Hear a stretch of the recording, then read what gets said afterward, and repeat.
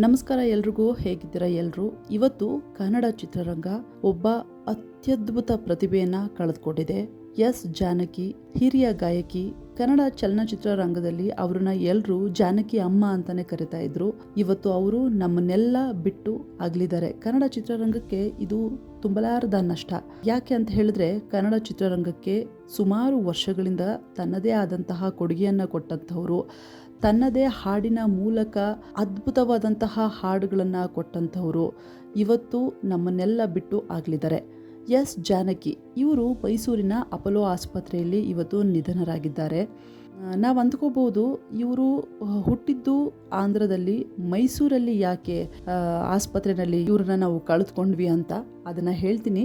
ಆಂಧ್ರದಲ್ಲಿ ಹುಟ್ಟಿ ಆಂಧ್ರದ ಗುಂಟೂರು ಬಳಿಯ ಒಂದು ಚಿಕ್ಕ ಹಳ್ಳಿಯಲ್ಲಿ ಹುಟ್ಟುತ್ತಾರೆ.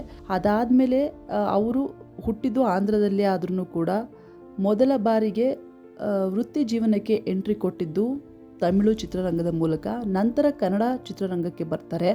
ಅಲ್ಲಿಂದ ಒಂದು ಹೊಸ ಎರ ಸ್ಟಾರ್ಟ್ ಆಗುತ್ತೆ, ಒಂದು ಅವರ ಮ್ಯೂಸಿಕಲ್ ಜರ್ನಿ ಸ್ಟಾರ್ಟ್ ಆಗುತ್ತೆ. ಅಲ್ಲಿಂದ ಒಂದು ಇತಿಹಾಸವೇ ಸೃಷ್ಟಿಯಾಗಿ ಬಿಡುತ್ತೆ. ಎಸ್ ಜಾನಕಿ ಅವರನ್ನು ಜಾನಕಿ ಅಮ್ಮ ಅಂತಲೇ ಕನ್ನಡ ಚಲನಚಿತ್ರರಂಗದವರು, ಅವರ ಅಭಿಮಾನಿಗಳು ಕರಿತಾ ಇದ್ರು. 1938ರಲ್ಲಿ ಆಂಧ್ರ ಪ್ರದೇಶದ ಗುಂಟೂರಿನ ಒಂದು ಹಳ್ಳಿಯಲ್ಲಿ ಅವರು ಜನಿಸ್ತಾರೆ. ಅದಾದಮೇಲೆ 1957ರಲ್ಲಿ ತಮಿಳು ಚಿತ್ರದ ಮೂಲಕ ವೃತ್ತಿ ಜೀವನವನ್ನು ಆರಂಭ ಮಾಡ್ತಾರೆ. ನಂತರ ಅದೇ ವರ್ಷ 1957ರಲ್ಲಿ ಶ್ರೀಕೃಷ್ಣ ಗಾರುಡಿ ಅನ್ನೋ ಸಿನಿಮಾ ಮೂಲಕ ಕನ್ನಡ ಚಿತ್ರರಂಗಕ್ಕೆ ಬರ್ತಾರೆ.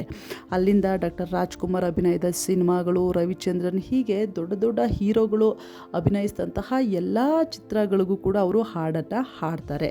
ಕೇವಲ ಕನ್ನಡ ಭಾಷೆ ಅಷ್ಟೇ ಅಲ್ಲದೆ 17ಕ್ಕೂ ಹೆಚ್ಚು ಭಾಷೆಗಳಲ್ಲಿ ಅವರು ಹಾಡ್ತಾರೆ. 48,000ಕ್ಕೂ ಹೆಚ್ಚು ಹಾಡುಗಳನ್ನು ಇಲ್ಲಿಯವರೆಗೂ ಕೂಡ ಆಡ್ತಾರೆ. ಅಂತಹ ಅದ್ಭುತವಾದಂತಹ ಪ್ರತಿಭೆ ಹಿರಿಯ ಗಾಯಕಿ ಎಸ್ ಜಾನಕಿ ಅಮ್ಮ ಅವರು ಹಾಡಿದಂತಹ ಹಾಡುಗಳನ್ನು ಯಾರೂ ಮರೆಯೋದಕ್ಕಾಗಲ್ಲ ಅಂತ ಅನ್ಸುತ್ತೆ. ಯಾಕಂದರೆ ಅಷ್ಟರ ಮಟ್ಟಿಗೆ ಸದಾಕಾಲ ಗುನುಗುವಂತಹ ಹಾಡುಗಳು. ಆ ಧ್ವನಿಯು ಕೂಡ ಅಷ್ಟೇ. ಅವರು ಹಾಡುವಾಗ ಎಷ್ಟು ಸ್ವೀಟ್ ವಾಯ್ಸಿಂದ ಹಾಡ್ತಾ ಇದ್ರು. ಬೇರೆಯವ್ರ ಹತ್ರ ಮಾತನಾಡುವಾಗ, ಯಾರಾದರೂ ಫ್ಯಾನ್ಸ್ ಬಂದರೆ ಅವ್ರನ್ನ ಮಾತನಾಡಿಸುವಾಗ ಅಷ್ಟೇ ಮೃದುವಾಗಿ, ಅಷ್ಟೇ ಸ್ವೀಟಾಗಿ ಕೂಡ ಮಾತಾಡ್ತಾಯಿದ್ರು. ಅವರನ್ನು ನೋಡಿದ್ರೆ ಅಂದ್ಕೊಳ್ತಾ ಇದ್ರು, ಏನು ಇಷ್ಟೊಂದು ಸಿಂಪಲ್ ಆಗಿದ್ದಾರಲ್ಲ ಅಂತ. ಯಾಕಂದರೆ ಯಾವಾಗಲೂ ಕಾಟನ್ದು ಒಂದು ಬಿಳಿ ಸೀರೆಯನ್ನು ಹುಡ್ತಾ ಇದ್ರು, ಹಣೆಗೆ ವಿಭೂತಿಯನ್ನು ಹಚ್ತಾ ಇದ್ರು, ಸದಾ ಹಸನ್ಮುಖಿಯಾಗಿ ಇರ್ತಾಯಿದ್ರು. ಹೀಗೆ ಅವರ ಲೈಫ್ ಸ್ಟೈಲ್ ತುಂಬ ಸಿಂಪಲ್ ಆಗಿತ್ತು. 1938ರಲ್ಲಿ ಆಂಧ್ರ ಪ್ರದೇಶದ ಗುಂಟೂರು ಬಳಿ ಹುಟ್ಟುತ್ತಾರೆ. ಅದಾದಮೇಲೆ ತಮಿಳು ಚಿತ್ರರಂಗಕ್ಕೆ ಹೋಗ್ತಾರೆ. ಸೊ ಅವರು ಸಂಗೀತ ಜರ್ನಿ ಆರಂಭ ಆಗಿದ್ದು ಹೇಗೆ ಅಂತ ಹೇಳಿದ್ರೆ, ಅವರಿಗೆ 3 ವರ್ಷ ಇದ್ದಾಗಲೇ ಮ್ಯೂಸಿಕಲ್ಲಿ ಅವರಿಗೆ ಸ್ವಲ್ಪ ಇಂಟ್ರೆಸ್ಟ್ ಇತ್ತಂತೆ. ಸೊ ನಾಥು ಪಿಳ್ಳೈ ಅನ್ನೋ ಗುರುಗಳಿಂದ ಫಸ್ಟು ಶಾಸ್ತ್ರೀಯ ಸಂಗೀತವನ್ನು ಕಲಿತಾರೆ. ಸೊ ಅಲ್ಲಿಂದ ಅವರ ಈ ಒಂದು ಹಾಡುಗಾರಿಕೆ ಅಂದರೆ ಸಂಗೀತದ ಒಂದು ಜರ್ನಿ ಶುರುವಾಗುತ್ತೆ. ಅದಾದಮೇಲೆ ಕನ್ನಡ ಚಿತ್ರರಂಗಕ್ಕೆ ಬರ್ತಾರೆ. ತಮಿಳಲ್ಲೂ ಕೂಡ ಹಾಡ್ತಾರೆ. ಕನ್ನಡ, ತಮಿಳು, ತೆಲುಗು, ಹಿಂದಿ, ಸುಮಾರು ಭಾಷೆಗಳು. ಎಷ್ಟು ಭಾಷೆ? 17ಕ್ಕೂ ಹೆಚ್ಚು ಭಾಷೆ. ಜೊತೆಗೆ ಬೇರೆ ಬೇರೆ ದೇಶದಲ್ಲಿಯೂ ಕೂಡ, ಬೇರೆ ದೇಶದ ಭಾಷೆಗಳಲ್ಲೂ ಕೂಡ ಅವರು ಹಾಡ್ತಾರೆ. ಸೊ ಇಷ್ಟೊಂದು ಫೇಮಸ್ ಆಗಿರುವಂಥವರು, 48,000ಕ್ಕೂ ಹೆಚ್ಚು ಹಾಡುಗಳನ್ನು ಹಾಡಿರುವಂಥವರು ಇವತ್ತು ನಮ್ಮನ್ನೆಲ್ಲ ಬಿಟ್ಟು ಅಗಲಿದ್ದಾರೆ. ಎಸ್ ಜಾನಕಿ ಅಮ್ಮವ್ರಿಗೆ ಒಂದು ಸ್ಪೆಷಲ್ ಟ್ಯಾಲೆಂಟ್ ಏನು ಅಂತ ಹೇಳಿದ್ರೆ, ನಾವು ಸುಮಾರು ಹಾಡುಗಳಲ್ಲಿ ಅದನ್ನು ಕೇಳಿರ್ಬೋದು. ಕೇವಲ ಅವರ ಧ್ವನಿಯಲ್ಲಿ ಅವರು ಹಾಡ್ತಾರೆ. ಆದರೆ ಚಿಕ್ಕ ಮಕ್ಕಳು ಒಂದು ಹಾಡನ್ನು ಹಾಡಿದ್ರೆ ಹೇಗಿರುತ್ತೆ, ಹಿರಿಯರು ಹಾಡಿದ್ರೆ ಹಾಡನ್ನು ಹೇಗಿರುತ್ತೆ, ಹಾಗೆಯೂ ಕೂಡ ಧ್ವನಿಯನ್ನು ಬದಲಾಯಿಸಿಕೊಂಡು ಹಾಡ್ತಾ ಇದ್ರು. ಅದು ಸಾಕಷ್ಟು ಹಾಡುಗಳಲ್ಲಿ ನೀವು ಕೇಳ್ಬೋದು ಅಂತ ಅನಿಸುತ್ತೆ. ಸೊ ದೋಣಿ ಸಾಗಲಿ ಮುಂದೆ ಹೋಗಲಿ, ಯುಗಾದಿ ಕಳೆದರು, ಯುಗಾದಿ ಮರಳಿ ಬರ್ತಿದೆ, ಸೋಲೆ ಇಲ್ಲ ನಿನ್ನ ಹಾಡು ಹಾಡುವಾಗ, ಹೀಗೆ ಸೂಪರ್ ಆಗಿರೋ ಸಾಂಗ್ಗಳು, ಸದಾಕಾಲ ಕೇಳುವಂತಹ ಸಾಂಗ್ಗಳನ್ನು ಕೊಟ್ಟಂತಹ ಹಿರಿಯ ಕಲಾವಿದೆ, ಹಿರಿಯ ಸಿಂಗರ್, ಹಿನ್ನೆಲೆ ಗಾಯಕಿ ಇವತ್ತು ನಮ್ಮನ್ನೆಲ್ಲ ಬಿಟ್ಟು ಆಗಲಿರುವಂಥದ್ದು.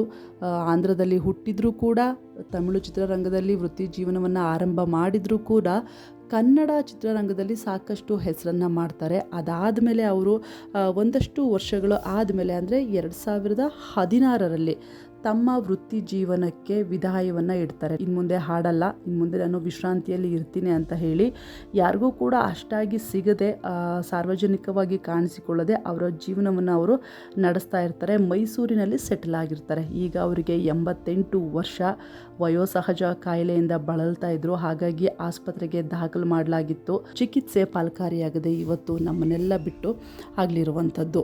ಸೊ ಎಸ್ ಜಾನಕಿ ಅವರಿಗೆ ಅವರ ಸಂಗೀತದ ಸಾಧನೆಯನ್ನು ಗುರುತಿಸಿ ಸಾಕಷ್ಟು ಅವಾರ್ಡ್ಗಳು ಕೂಡ ಬಂದಿತ್ತು. 4 ಬಾರಿ ರಾಷ್ಟ್ರ ಪ್ರಶಸ್ತಿ, ಅತ್ಯುತ್ತಮ ಹಿನ್ನೆಲೆ ಗಾಯಕಿ ಅನ್ನೋ ವಿಚಾರಕ್ಕೆ ರಾಜ್ಕುಮಾರ್ ಪ್ರಶಸ್ತಿ ನಮ್ಮ ಕರ್ನಾಟಕ ರಾಜ್ಯ ಸರ್ಕಾರ ನೀಡುವಂಥದ್ದು. ಅದ್ರ ಜೊತೆಗೆ 30 ರಾಜ್ಯಗಳಿಂದನೂ ಕೂಡ ಬೇರೆ ಬೇರೆ ಪ್ರಶಸ್ತಿಗಳನ್ನು ಪಡೆದುಕೊಂಡಿದ್ರು. ಮೈಸೂರು ವಿಶ್ವವಿದ್ಯಾನಿಲಯ ಅವರಿಗೆ ಗೌರವ ಡಾಕ್ಟರೇಟನ್ನು ಕೂಡ ಕೊಟ್ಟಿತ್ತು. ಅದ್ರ ಜೊತೆಗೆ ಅವ್ರಿಗೆ ಪದ್ಮಭೂಷಣ ಪ್ರಶಸ್ತಿಯನ್ನು ಕೂಡ ಅನೌನ್ಸ್ ಮಾಡುತ್ತೆ ಸರ್ಕಾರ. ಆಗ ಅವ್ರೇನು ಮಾಡ್ತಾರೆ, ದಕ್ಷಿಣ ಭಾರತದ ಗಾಯಕರನ್ನು ತಡವಾಗಿ ಗುರುತಿಸಲಾಗ್ತಾ ಇದೆ ಅಂತ ಹೇಳಿಬಿಟ್ಟು ಆ ಅವಾರ್ಡನ್ನು ಕೂಡ ತಗೊಳ್ಳೋದಿಲ್ಲ ಅವರು. ಅಂಥ ಸ್ವಾಭಿಮಾನಿ. ಸೊ ಯಾವಾಗಲೂ ಕೂಡ ನಗ್ತಾ ಆರಾಮಾಗಿ ಮಾತಾಡಿಕೊಂಡು ಎಲ್ಲರೂ ಕೂಡ ತುಂಬ ಆತ್ಮೀಯತೆಯಿಂದ ಕಾಣ್ತಾ ಇದ್ದಂತಹ ಹಿರಿಯ ಗಾಯಕಿ ಇವತ್ತು ನಮ್ಮನ್ನೆಲ್ಲ ಕೂಡ ಬಿಟ್ಟು ಆಗಲಿದ್ದಾರೆ. ಕನ್ನಡ ಚಿತ್ರರಂಗ ಸದಾಕಾಲ ನೆನಪು ಮಾಡ್ಕೊಳ್ಬೇಕು. ಇವಾಗ ಬರುವಂತಹ ಚಿತ್ರರಂಗಕ್ಕೆ ಬರುವಂಥವ್ರು ಅವರಿಂದ ಕಲಿಯುವಂಥದ್ದು ತುಂಬ ಇದೆ. 3 ವರ್ಷದಿಂದ ಶಾಸ್ತ್ರೀಯ ಸಂಗೀತವನ್ನು ಕಲಿಯೋದಕ್ಕೆ ಆರಂಭ ಮಾಡಿದಂತಹ ಅವರ ಜರ್ನಿ ಇಲ್ಲಿಯವರೆಗೂ ಕೂಡ ಮುಂದುವರೆದುಕೊಂಡಿದೆ. ಇದು ಎಷ್ಟೋ ಜನ ಪ್ರತಿಭೆಗಳಿಗೆ ಇನ್ಸ್ಪಿರೇಷನ್. ಅಂದರೆ ಇವಾಗ ಮ್ಯೂಸಿಕ್ಗೆ ಎಂಟ್ರಿ ಕೊಡುವಂಥವ್ರು, ಮ್ಯೂಸಿಕ್ ಕಲಿಬೇಕು ಅಂತ ಬಂದವ್ರಿಗೆ, ಸಂಗೀತ ಅಭ್ಯಾಸ ಮಾಡಬೇಕು ಅಂತ ಬಂದವ್ರಿಗೆ ಅವರ ಕಡೆಯಿಂದ ತಿಳ್ಕೊಳ್ಳುವಂತಹ ವಿಚಾರಗಳು ಸಾಕಷ್ಟು ಇದೆ. ಎಲ್ಲರನ್ನು ಕೂಡ ನಗ್ನಗ್ತಾ ಮಾತಾಡಿಸ್ಕೊಂಡು ಡೌನ್ ಟು ಅರ್ತ್ ಆಗಿ ಇದ್ದಂಥವರು ಎಸ್ ಜಾನಕಿ. ಗಾನ ಕೋಗಿಲೆ, ನಮ್ಮ ಕನ್ನಡ ಚಲನಚಿತ್ರರಂಗದ ಜಾನಕಿ ಅಮ್ಮ ಇವತ್ತು ನಮ್ಮನ್ನೆಲ್ಲ ಬಿಟ್ಟು ಆಗಲಿದ್ದಾರೆ.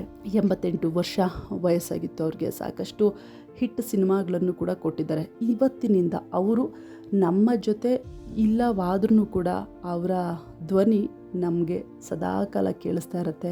ಸದಾ ಅವರ ಹಾಡುಗಳನ್ನು ಕೇಳಿಕೊಂಡು ನಾವು ಮತ್ತೆ ಮತ್ತೆ ಅವ್ರನ್ನ ನೆನಪು ಮಾಡ್ಕೊಳ್ಬಹುದು. ಒಟ್ಟಿನಲ್ಲಿ ಆಂಧ್ರದವ್ರು ಆಗಿದ್ರೂ ಕೂಡ, ಹೊರ ರಾಜ್ಯದವರು ಆಗಿದ್ರೂ ಕೂಡ ಕನ್ನಡದವರೇ ಅಂತ ಈ ವಿಷಯ ಬಹುಶಃ ಎಷ್ಟೋ ಜನಕ್ಕೆ ಗೊತ್ತಿಲ್ಲ ಅಂತ ಅನಿಸುತ್ತೆ. ಇವರು ಆಂಧ್ರದವರು ಅಂತ ಇವಾಗ ಬಹುಶಃ ಗೊತ್ತಾಗ್ತಾ ಇರಬಹುದು. ಸೊ ಬೇರೆ ರಾಜ್ಯದಲ್ಲಿ ಇದ್ರೂ ಕೂಡ, ಬೇರೆ ಭಾಷೆಗಳಲ್ಲಿ ಹಾಡಿದ್ರೂ ಕೂಡ ಕನ್ನಡವನ್ನು ತನ್ನದೇ ಆದಂತಹ ಹಿಡಿತದಲ್ಲಿ ಇಟ್ಕೊಂಡು ಸ್ಪಷ್ಟವಾಗಿ, ಸ್ವಚ್ಛವಾಗಿ, ಸುಲಲಿತವಾಗಿ ಮಾತಾಡ್ತಾ, ಹಾಡನ್ನು ಹಾಡ್ತಾ ಇಷ್ಟು ವರ್ಷಗಳ ಕಾಲ ಕನ್ನಡ ಚಿತ್ರರಂಗಕ್ಕೆ ಒಂದು ಅದ್ಭುತವಾದಂತಹ ಕೊಡುಗೆಯನ್ನು ಕೊಟ್ಟಿದ್ದಾರೆ ಎಸ್ ಜಾನಕಿ ಅವರು. ಸೊ ಅವರನ್ನು ಇವತ್ತು ಕನ್ನಡ ಚಲನಚಿತ್ರರಂಗ ಕಳೆದುಕೊಂಡಿದೆ. ಅವರ ನೆನಪು ಸದಾಕಾಲ ಕನ್ನಡಿಗರ ಮನದಲ್ಲಿ, ಕನ್ನಡ ಚಿತ್ರರಂಗದಲ್ಲಿ ಸದಾಕಾಲ ಇರುತ್ತೆ.